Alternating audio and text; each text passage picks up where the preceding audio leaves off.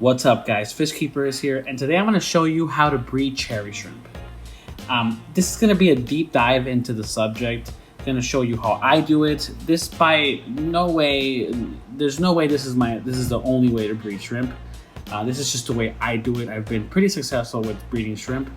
To give myself credit so you can understand, like, should I listen to this guy or not? I have been breeding shrimp for about 2+ years now.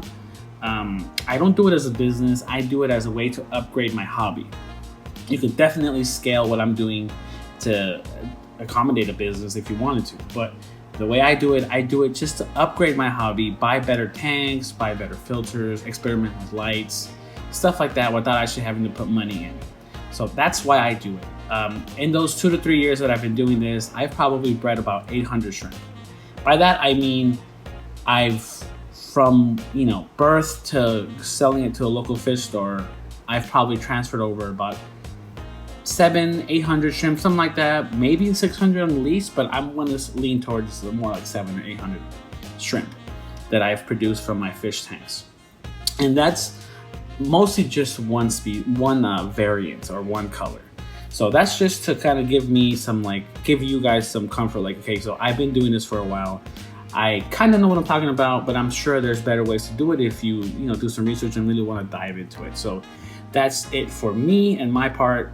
I breed shrimp only. Basically, I just got into breeding guppies, but that's a whole other thing. So let's talk about, first and foremost, I am going to be calling this how to breed cherry shrimp, because that is the base root word. That's the title everybody looks for, kind of.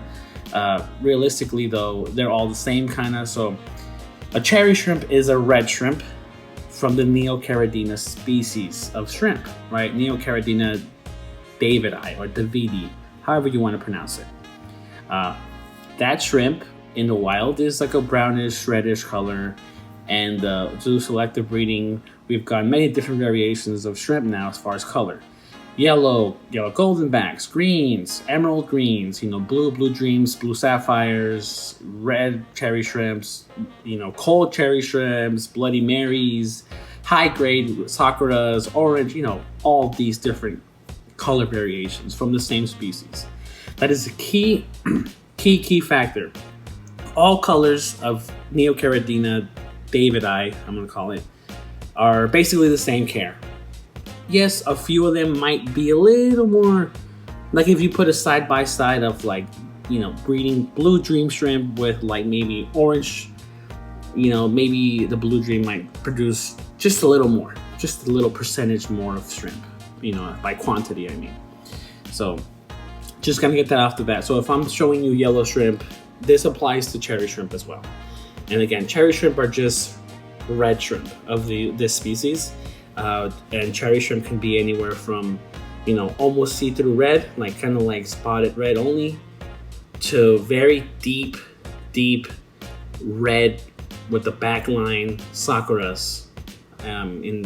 There's all different names, fire reds, whatever you want to call it. But these are all the same shrimp, and they all should be taken care of the same, and you could breed them the same. Again, slight variations here and there, but not really. So next is going to be parameters. I'm just going to cover parameters real quick, and I'm going to cover water, what kind of water you use, but I'm not going to go deep into that because that's a whole other thing as well. So I use RO water, which is it's basically water that's been stripped of all nutrients.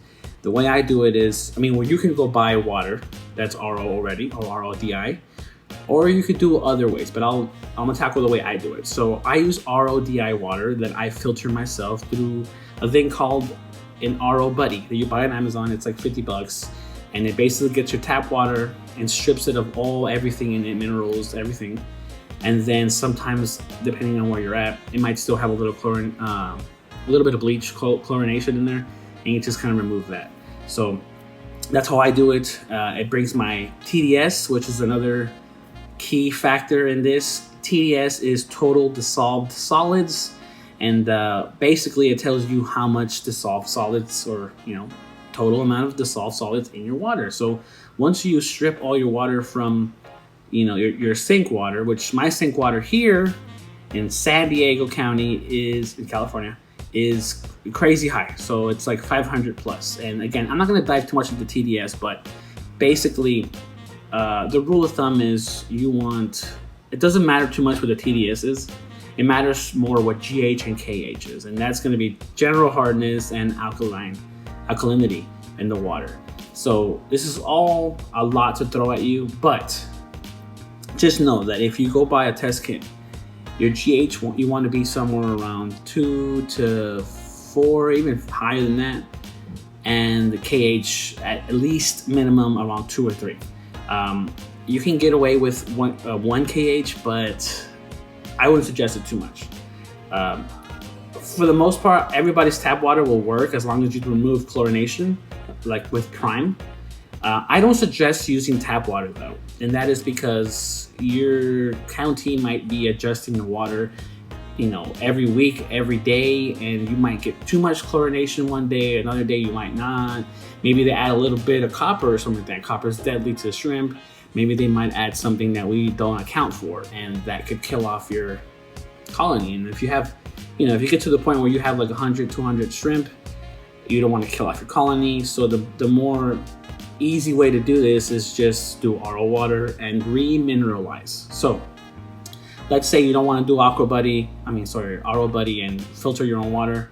Okay, cool. Go buy drinking water. Water mills are one of the big ones here in California. They're called water mills. It's that like those places where they give you water. They dispense water for you. You pay like a quarter for a gallon. A lot of those places, make sure you test the water, make sure that it actually is TDS really low, because that's what it's supposed to be. It's supposed to be filtered water. Find out what it is and use that. For the most part, they're all going to be around 10 TDS, so you're going to be fine. And that's going to be pretty much stripped of everything. You don't need 0, but you do need to make sure you don't have any chlorine. That's the big key. So you can use any of those. You can also go buy like Crystal Geyser or whatever, Dasani, and use that water if you like. But it's going to be a lot cheaper if you just do your own filtering in the future. You don't have to do that right away though. Water changes aren't a big deal, so you don't have to worry about water changes too much. So there's that's that. GHK you can find an API test kit, figure it out. Again, you don't need all of this. This is just helpful in the long run because you really want to know what's going on later. You could, most likely, just use your tap water, dechlorinate it, and you'll be fine. Most of the time, especially for this shrimp. So that's parameters as far as GH, KH, and TDS. I keep my TDS because I use RO water. I can actually use TDS to measure what I have in my tank. If you use sink water, TDS doesn't mean anything to you because you don't know what those dissolved solids are. And again, I'm not going to dive deep into water because that's a whole other thing. So because I use RO water, and if you use RO water, I keep my TDS 180 to 300, sometimes a little more. And it's all remineralized, not actually the sink water. Okay, so that's the parameters. Temperature. Temperature could be a key. These guys can go pretty cold.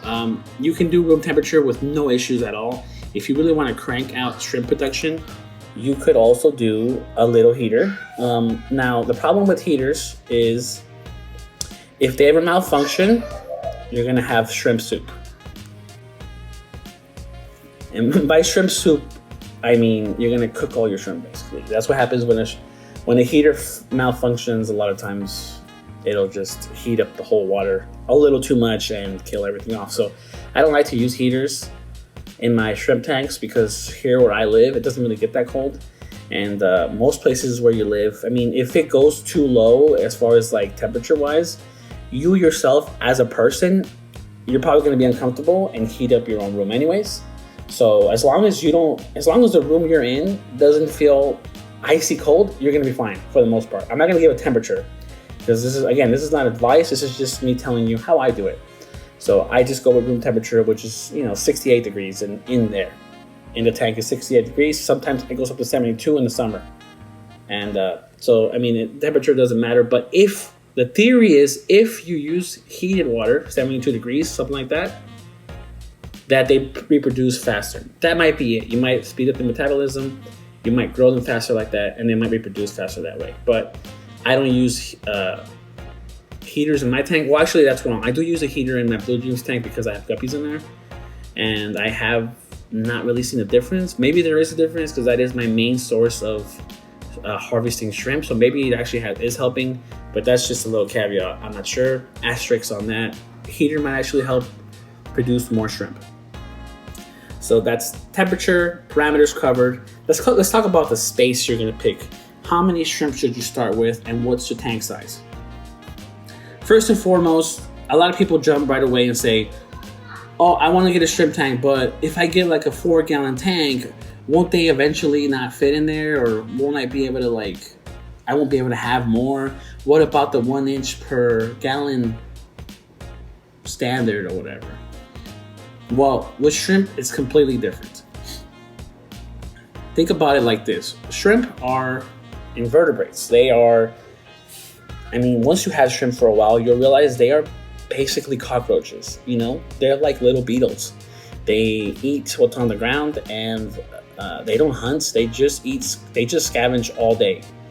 Because of this, they don't need much space. They don't produce much waste either. The waste they produce a lot of times will be eaten or dissolved into nutrients. So it's not really a big deal. I wouldn't worry about it. So, for example, in this tank, this is a 3.5-gallon tank. Most people would say you shouldn't keep anything in a 3.5-gallon tank. But they would be incorrect. If you have the experience and you have the background history of keeping tanks, you should be able to keep a 3.5-gallon tank with no issues. Now, there is a technical situation where you don't want to have a 1.5-gallon tank. I like small tanks, and 1.5-gallon or 1-gallon tank is just too small because you can't even hang a filter off of it or anything. So to me, that's just too small. But I get you doing that also if you had a chance to do it. I just wouldn't recommend it though. And like I said, I recommend small tanks. So for me to say a 1-gallon tank is too small means a lot, at least from where I come from. Again, all my tanks are small. All my tanks are under 8 gallons. In this tank, I have about 40 shrimp right now. This is a colony that I started recently. So, but it will boom, and I can completely, with confidence, say I could probably go up to 150, maybe 200 shrimp in here without having an issue. Again, that's because I harvest and I sell them to local fish stores. So to me, it's not a big deal. I won't ever keep that much. I think the most I'll keep in here will be maybe 100, but that's still in the future. I've kept small tanks with a lot of shrimp before. And it's just like I said, it's no issue. Now, if you start adding fish into it, then that might be an issue, because a 3.5-gallon tank, I probably wouldn't put any more than a few guppies in there. But even then, I've kept in the same tank with these shrimp 15 guppy babies and let them grow to about 1.5 inches and then took them out, and everything was fine. That's probably why my plants are so beautiful. Anyways, so tank size doesn't matter too much. I would actually recommend smaller tanks when it comes to shrimp. And the reason is, when the female is ready to be impregnated, I guess, let's see, bred with, I guess, the males are going to start looking for her. The females tend to run away. They kind of tend to not like it. It looks like they don't like it. It looks like they don't want to be chased either, but they get chased. If you bought, let's say, 5 to 7 shrimp, they cost about $7 each most times. On average. Sometimes you get some cheaper ones like $5 or $4. Depending on where you're at, anywhere from $3 to $8 for a shrimp, depending on the color variation. If you get, let's say you get 7 or 8 shrimp and you put them in a 20-gallon, well, they will breed, but you're talking about a big square footage, right? You're talking about 20 inches by, 10 inches or whatever that is. That's a lot of space for them to cover. So when that female is ready to get bred with, that male has to really look for her. For such a small animal, going 20 inches is it's a pretty good distance. Also, if you add in decorations and plants like this, if my 20 or 30-gallon tank was this dense, the male shrimp are going to have just a harder time to get to the females. And if your point of keeping shrimp is to breed them, well, then you probably want to get a smaller tank or a lot more shrimp. Now, that's if you want to breed shrimp. If you don't care about breeding shrimp or pumping them out and getting a lot of numbers, then yeah, it's not a big deal because you're just keeping shrimp alive. And they'll eventually breed and it won't be a problem. But you're going to have a slow start at the beginning, and that just has to do with numbers and the space they're in. So for me, I like to recommend 3 to 5 gallon tanks. And then once your colony is really big, if you wanted to, yeah, dump them all into a 20 gallon. But that's because I like to breed shrimp, not because I like to just look at them, which I also do, but it's up to you. If you have a 20 gallon tank, then I would suggest getting 20 shrimp. It's a bigger investment though, so a lot of people might not do that. So I recommend small tanks. It's just easier for the male to find the female and breed with her. That's all that's about. Also, it works for me because I'm in an apartment. I live in an apartment, and I can't have 30 gallon tanks. I mean, I technically could, but I just don't want to. I'd rather have small tanks. Again, if you have a 50 gallon tank, a 70 gallon tank, shrimp will breed, but you're replicating the wild now, at which point, they probably aren't going to see each other that often. And if they do, well, then they'll do the thing. But it won't be as easy as if you had them in a small little 10 by 10 inch enclosure. So that's space. Again, you can fit a lot of shrimp in a little 3 to 4 gallon tank, but in a 50 or 60 gallon tank, 70 gallon tank, 75, you're going to fit thousands. So it's up to you what you want to do. For me, this is not a business again. I just want to have numbers so I could trade them, so I can try getting a twin starlight. I could try getting a CO2 system without having to put money into it, just getting store credit. So that's covers space. I recommend small tanks, just whatever you're comfortable with. So don't push yourself. If you've never dealt with smaller tanks, I wouldn't suggest you going with the 3 gallon tank. But if you have, then go for it. Also, water changes, like I said, I mentioned it really quick. Water changes aren't as necessary with shrimp. Again, they don't produce that much waste. A lot of the waste that's going to come from your tank, as far as nitrates and ammonia and all that, it's going to get absorbed pretty well, especially if it's already a balanced tank. Also, I'm not going to cover starting off a tank and the nitrogen cycle. You should know this already. Nitrogen cycles, I don't cover that right now. Maybe I'll make a video about that one day, but I'm assuming you already have a cycle tank.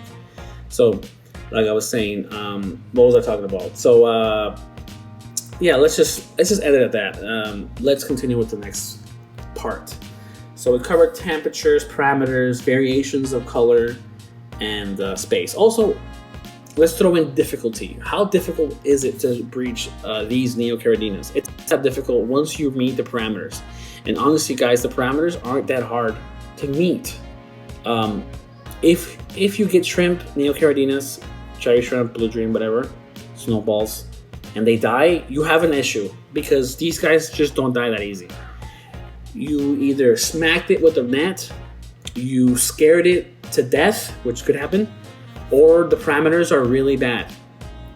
That's just what it is. I've had shrimp in tanks that just started where the cycle hasn't even completely finished and there was nitrates like crazy, and I didn't lose one shrimp. I literally moved a colony of 30 to 40 shrimp to a brand new 3 gallon tank that literally had nothing in there besides a new filter. An old filter. And yes, that filter seeded the tank with the nitrogen cycle, but it was not going to cover it that easy. So they still felt the nitrite hit, the ammonia hit, and they survived. But that was temporary. It probably only lasted about 34 days. Now, if that would have continued, I probably would have lost a lot of shrimp. But I didn't because I was doing a lot of water changes. So I knew how to handle nitrite levels and ammonia levels when they got high. So again, these are pretty hardy shrimp, especially if you know what you're doing. They're not going to die. If they die, I would recommend finding out what happened. What happened, especially if you're in a species only tank, you really have to find out what happened, because if you only have shrimp in here and one of them died and you don't know what happened, you got to find out. I mean, you might have a problem with your water supply. You might have a problem with ammonia being crazy, at which point you're going to see dead shrimp coming out every day. You're going to have more and more shrimp dying. So, like I said, if you get a Neocaradina to die, really try to analyze what happened. Maybe you just brought them in and they died. That could happen. Maybe you smacked them with a net. That could happen also. I've seen that before. I've had that happen before. Maybe you're not feeding the right food. That could happen. Sometimes some shrimp just don't want to eat some other stuff. But for the most part, they will eat anything. But you might have experimented with something crazy. So just keep in mind, these guys are pretty hardy. So if you kill one, find out what's going on. So, but besides that, difficulty level, I would call it a beginner level difficulty level. You don't have to worry about too much. This is pretty much add water. As long as you don't have chlorine in the water and your water parameter is fine, your tank is cycled, add water and they will breed. Again, with the numbers. I mean, if you get 5 and they're all female, well, you kind of got, you know, the rough end of the sword right there, or whatever you want to say. However that analogy or whatever, that metaphor is, simile. So difficulty, beginner level. Let's see. Cost of shrimp, like I said, $4 to $8-ish, depending. Green jades, which are the green neos, sometimes sell for more. Same thing with black sakuras or like, you know, black rose. They tend to be sold for more, and that is because it takes a lot longer to get a good line of greens and a good line of blacks that stay black and stay green. Because I've experimented, have a colony of green jades and only 50% of them are actually green. The rest of them are all some other random color. So that's why those guys tend to cost a little more, because it's harder to reproduce good greens and good blacks, which means they get less supply, which means they have to cost more. Versus cherry shrimp, which literally are the only shrimp that I know of, as far as variation, that will sell you low grades and constantly sell low grades. Like, nobody wants to buy a low grade orange, but everybody wants to buy a low grade cherry shrimp, which is red. So that's one that those you'll find for like $2.99 sometimes, those shrimp. But anyways, $2.99, $3.99 to about $8.99 sometimes, depending on where you live. Let's see, diet. As far as diet goes, actually, let's step back. Hold on. Let's take a step back and talk about how I remineralize my water real fast. This is, again, only for people who do RO water. So if you don't do RO water, you can kind of just hear it and then maybe you'll want to do it one day. My RO water comes out at 5, sometimes 10, which means basically only bleach left. I just take the bleach out with the prime. But I remineralize the water with this, which is the GH from what are these guys called? They're called, I forgot their name. But you don't really need to know their name that much. You just Google GH plus, GH and KH plus, and that's the one for neocaradinas. This is the one for bee shrimp. Disregard this. Don't worry about the GH part and how this is not for neos that we're talking about. I'm not gonna confuse you with that. This is just what I have because I tried bee shrimp at one point, and then I just had this extra, and I didn't want to spend the money for the specific neo and neo salts. So this is GH powder. The one you want is GH and KH powder, and it'll have a neocaridina here. This has a bee shrimp, so don't, again, ignore that. So what I do is, if I had the neocaridina version of this, I would just pour some in there and watch the TDS go to about 200, and then I'd be done. But because I only have GH and not KH, I use this, and I also have crushed coral. Now, crushed coral is a good source of KH, which is the alkalinity or hardness, I guess. Again, not getting too deep into that. I might have that definition a little wrong, but it doesn't matter. What matters is that you need some KH for neocaradinas, and these are neocaradinas. So crushed coral works very well, especially with RO water. You throw like a good handful. I don't even measure the crushed coral. I just throw a lot in there. And then I do some of this, a nice scoop or so. You can follow the instructions in the back, and that's more than enough to get me at 200 to 250.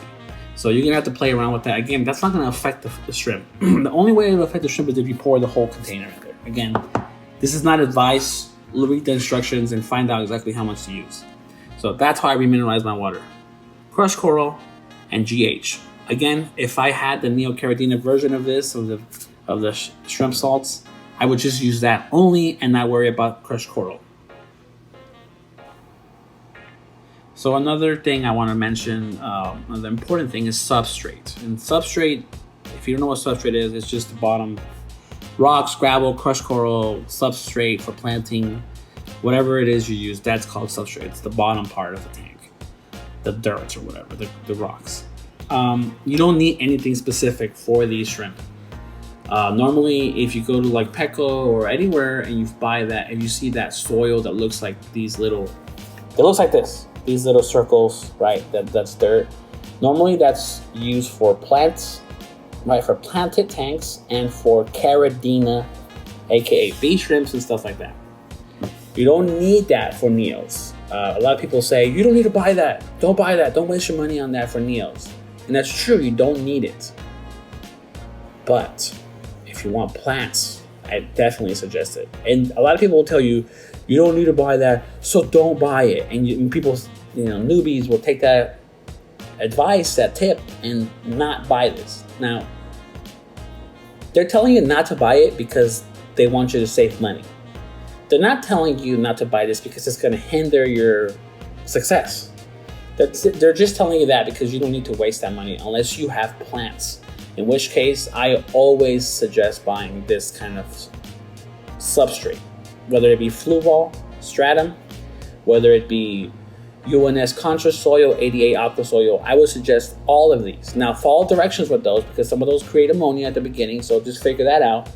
I always suggest using those if you're getting plants. If you're never going to have plants, which I don't see why you wouldn't have plants with shrimp, then don't buy it and get gravel and have the hard time growing plants later when you want to grow plants and all you have is gravel and your little Wigias are growing, but your cool mosses aren't, or not mosses, like your harder plants aren't growing because you don't have the proper substrate. So I would definitely invest in some good substrate. I mean, Fluval Stratum isn't that expensive, especially if you're doing nano tanks, like I said. But I just want to say, buying substrate for planted tanks and putting neocaradinas in that tank is not a bad thing.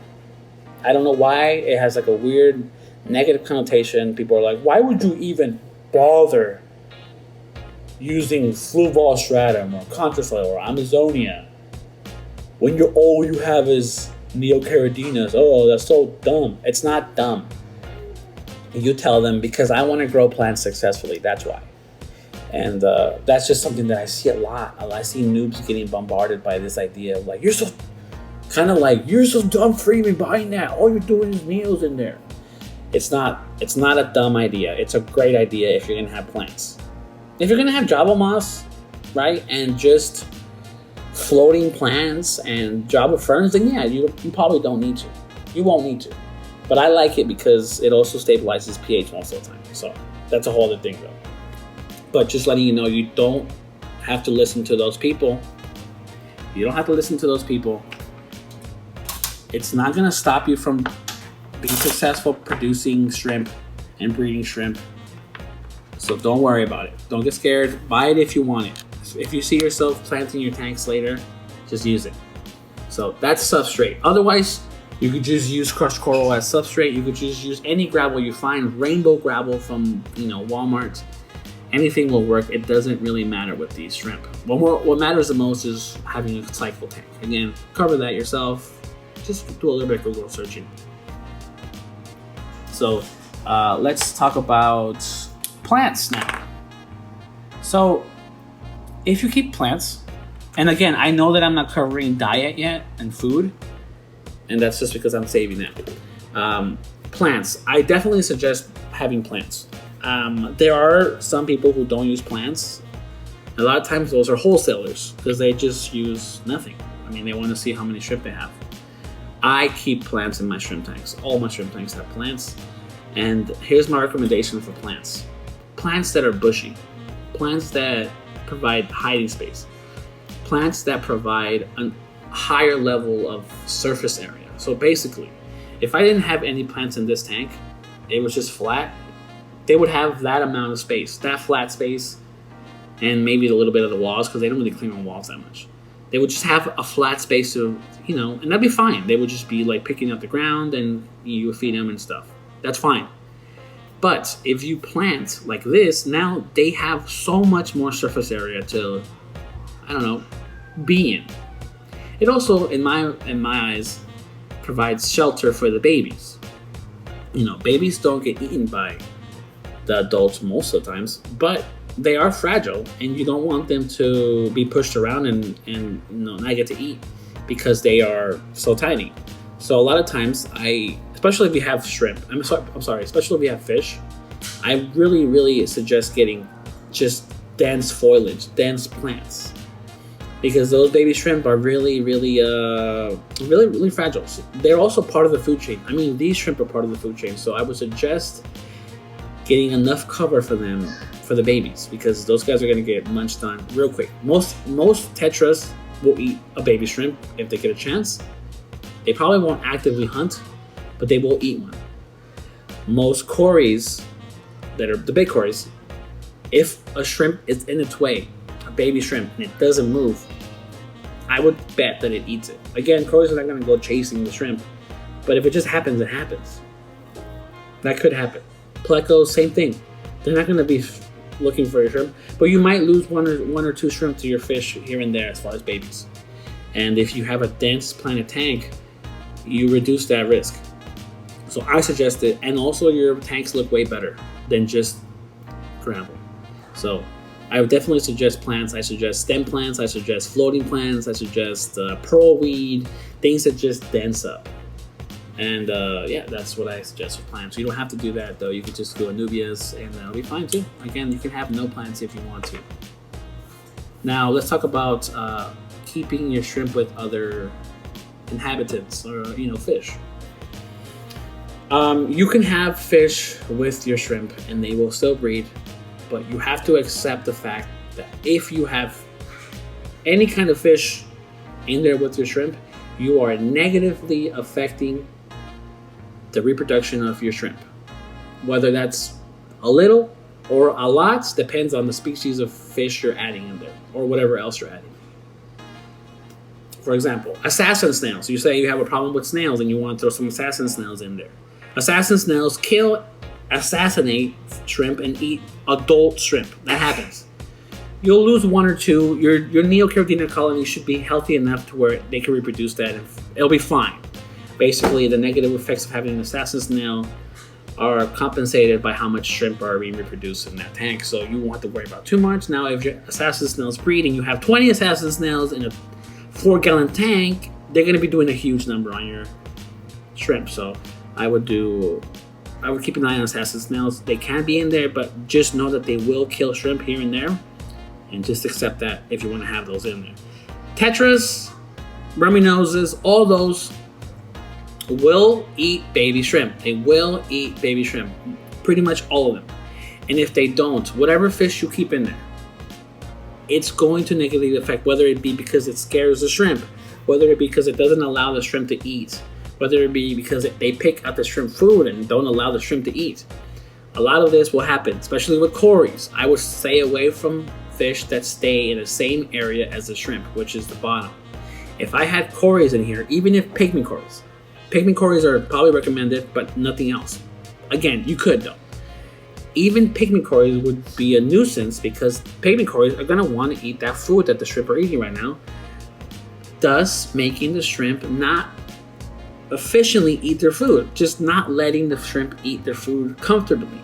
They will be having to fight the cory to get that food, which means they might eat less, they might eat more, and percentage-wise, that'll affect your females from having babies, because it might stop the shrimp from eating completely what it wants to eat, all the way, getting full or whatever that is.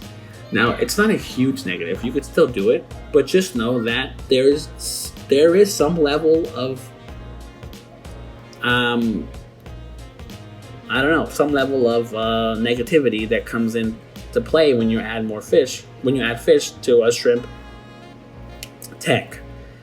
Again, if you don't care about breeding shrimp, you probably say, yeah, who cares? I still want cories. And yeah, that's fine. That's fine. That's totally fine. You'll be fine. I have pygmy cories in my tank all the time. I have a tank with green neon tetras and guppies in there and shrimp, and my neos reproduce a lot less. I'll tell you that. I still haven't been able to harvest from that tank because of those shrimp. Because of those fish. I have here's an example. I have a snowball colony of Neocaridina. Sorry, I talk fast. snowball neocardinas are basically see-through neos. We call them neos, by the way. They're see-through, and when they have babies, it looks like they're carrying little snowballs. That's why they call snowball shrimp or snowball neos.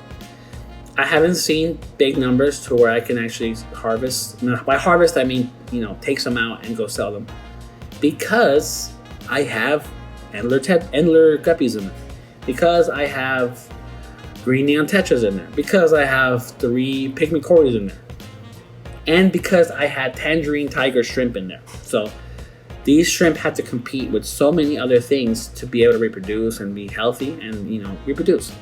Yeah, they're healthy and they're fine, but the reproduction numbers are not as crazy or as good as here, where there's nothing here that eats these shrimp, nothing here that gets in their way besides the plants, I guess. So just know that adding fish will negatively affect how much shrimp you produce in that tank. Again, that's only if you care about numbers. If you don't care about numbers, then that's fine. Again, also, don't add, tiger barbs to a shrimp colony, or add shrimp to a tiger barbs tank. Still keep in mind, like, the shrimp, whatever fish you have in this tank, are they gonna eat them or not? There's a whole list, thousands of fish, so I can't go over all of them, but just use your better judgment. And again, if you only keep shrimp, probably a lot better. All right, let's talk about let's talk about diet now. Here's what I feed. Now, before I do this, let me tell you, there's people who feed their shrimp, their neos, nothing but like Tetra Crisps. And that's all they feed, and they've had like award-winning shrimp. And that's I forgot his name on YouTube. I'm sure you guys probably know about him. And he doesn't worry about varying their diet at all, and just feeds them that, and has had, again, award-winning shrimp. That's cool. I like to experiment with my food that I feed my shrimp, so I just buy other stuff. Also, I have store credit sometimes, so I just buy and experiment. My big staple for most of my shrimp is bug bites. I put them in this because it's just easier to do in there. Bug bites, Fluval bug bites. And then I also use Shrimp King Snow Pops. There's other brands of Snow Pops. Mineral Junkie, which are basically balls of minerals. Shrimp King Complete. And Crab Cuisine by Hikari. You can also do Shrimp Cuisine. That's literally what I do. Every day I just throw in a different, and it's fun for me because I'm like, today I use bug bites, and I'm like, what did I do yesterday? I haven't done mineral balls in a while. I just throw some mineral balls. So I'll still follow directions on the packaging and stuff. You'll be fine. There's also Glass Garden, which is the maker of these Mineral Junkies balls, makes their, what is it called? Just their powders, their food powders, which are really good for baby shrimp. I used to use that. I don't use it anymore. I still have it. The only reason I don't use it is because I have it in a different drawer, and I'm just too lazy to get it out. But that also works. There's a shrimp baby powder that you use, and it honestly helps you a lot, because shrimp babies are, there's no way to feed shrimp babies. They eat whatever they find, and they don't congregate as much like these guys do when they're older. They kind of just stay on their own, and if you want to get food to them, I would definitely do that. Otherwise, they will get food on their own most of the time and be fine. But I'm sure if you use shrimp powders that are for babies, you would probably have a lot more numbers in your tank. And I've done it before. I've used it, and it works. It honestly... Oh, it's called Bacter AE. Sorry, Bacter AE, made by Glass Garden. And the reason I don't have it out here is because it's the same. I just have it in a different drawer, and I haven't used it in a while. But that's really good stuff too. Bacter AE, and they have the Bacter AE Shrimp Baby formula, and that's also really good. Definitely recommend you getting some of that. Now, here I'm going to show you some shrimp eggs. See that one right there in the middle has shrimp babies. Eggs, sorry. And then this guy right here, this female, sorry, has a lot of eggs. Sorry for the movement. And look at that. There you go. So that's what it looks like when the female has eggs. And if she drops those eggs, which that's what we call when they drop the eggs literally and let them die. And you won't see the eggs most of the time because other shrimp will eat it. But that could happen. And that is when something happens and maybe you scare, maybe you put a net in there to get something and you accidentally bump her and she just gets so freaked out that she loses her eggs. That's something that can and will happen sometimes. Just be careful with that. You can see the males are going crazy right now for a female. It's not for this female because this female's already been bred with. But they're actively looking for another female that's ready.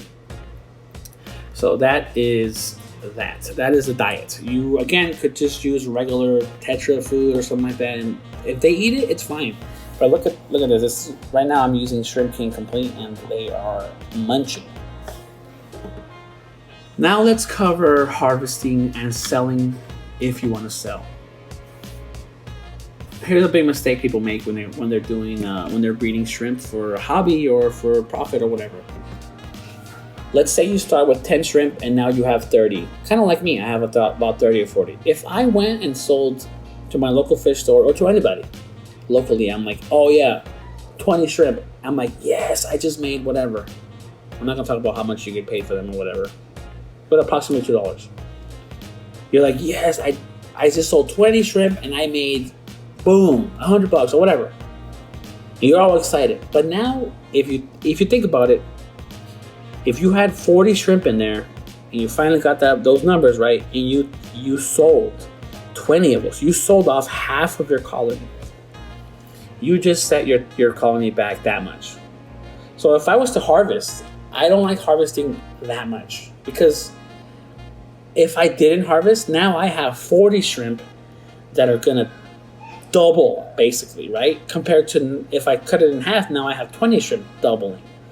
So you have to keep in mind that you don't want to dry out your colony by just selling too much. Also, you run the risk of selling too many of your females, and now you only have 4 females left. Where before, if you wouldn't have sold them, you would have had 10 females producing for you.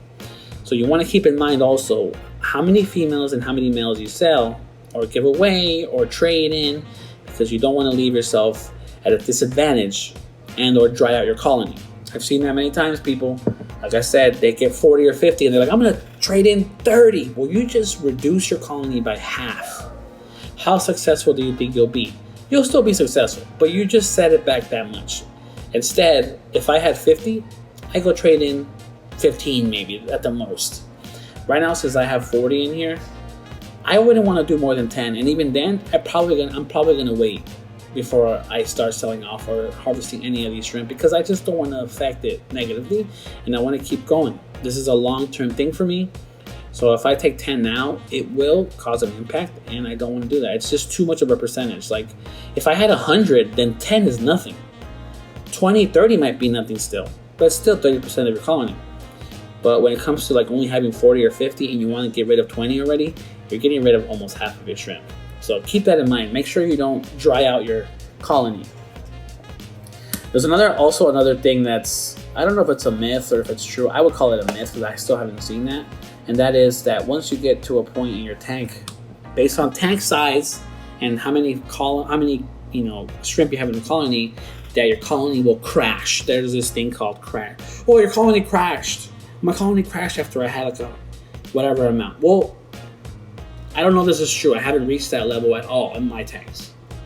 The most shrimp I've had in one tank is probably 300, and that was an 8-gallon tank, and it didn't crash. So maybe if, for example, this 3-gallon tank had 1,000 shrimp in here, yeah, they might crash because that's way too many shrimp. 1,000 shrimp in this tank would be just crowded. So you might want to keep in mind crowding your tank, but just know that cap of how many shrimp you can have in the tank is pretty high. And if you're going to be locally selling shrimp or starting a business with shrimp or selling them off to your local fish store or giving them to friends on a constant basis, you're not going to have to worry about that too much. But there is that theory, that hypothesis, that legend, that myth that your colony can crash if you have way too many shrimp. Again, I haven't seen that, and I've, like I said, done about 700, 800 shrimp in my shrimp keeping career, I guess, and I have not seen that. So there's that. Now let's do the last few things, which is going to be, how many shrimp should I start with? And here's a quick answer to that. How many can you afford? Because that's how much I would start with. If your budget is $30, then buy $30 worth of shrimp. If your budget is $100, then buy $100 worth of shrimp. But in a small tank like 5 gallons and under, I would start off with 10 if you can. 5 is still fine. I've done that with 5. I've started a colony with 5. But again, the more numbers you have, the better. The more females you have and males, the better. I had a situation one time where local breeder, this happens sometimes, keep an eye. This is actually going to be in parts of the tips and tricks now. Tips and tricks, advice. If you're going to buy shrimp from a local person, make sure that you know how to sex shrimp. Because especially during COVID times, they might not let you into their garage or whatever they're keeping their shrimp. So they're gonna probably pre-package. They're gonna say, how many do you want? And you're gonna say, I want 10. And you're gonna be, okay, cool. They might give you just a bunch of males or just a bunch of females because they don't want you to compete against them. That's one thing. Can't fault them for that too much. Or they might give you a really bad ratio of 9 males and 1 female. Be careful with that. I don't know what the ethics are behind that, but that could also happen to you at a fish store. Make sure you don't accidentally just buy 5 females and not any males at all, because then you're going to have no males and you're not going to have any colony, anything. So make sure you buy a good amount of both genders, or at least both genders. Don't make that mistake. I made that mistake before. When I wanted to start the orange colony, I bought 5 orange realies. I bought the plumpest and the nicest looking, and it turns out they were all female. Quick little thing. Males tend to be skinnier and smaller, less color. Females tend to be really nice, vibrant colors and really plump. Look for a saddle if you can. Saddle is, you can't see it on these guys, but a saddle is, well, I'll let you Google that. Saddle is pretty easy to identify on female Neocaridina. Look up Neocaridina saddle, cherry shrimp saddle, and you'll see what I'm talking about. It's pretty easy to spot. But just make sure that you can identify positively in your batch of shrimp that you just bought that you have both sexes, because you don't want to be left with one sex only and then you're like, damn it.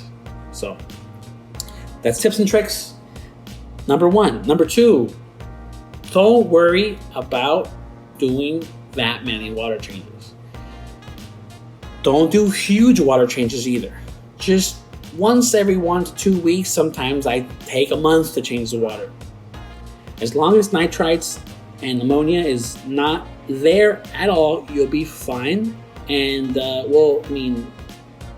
that's just that. It is what it is. You don't have to do constant water changes, especially if you do tap water. If you do a water change every week, you don't know what your municipality is doing with their water that week. So just be careful with that.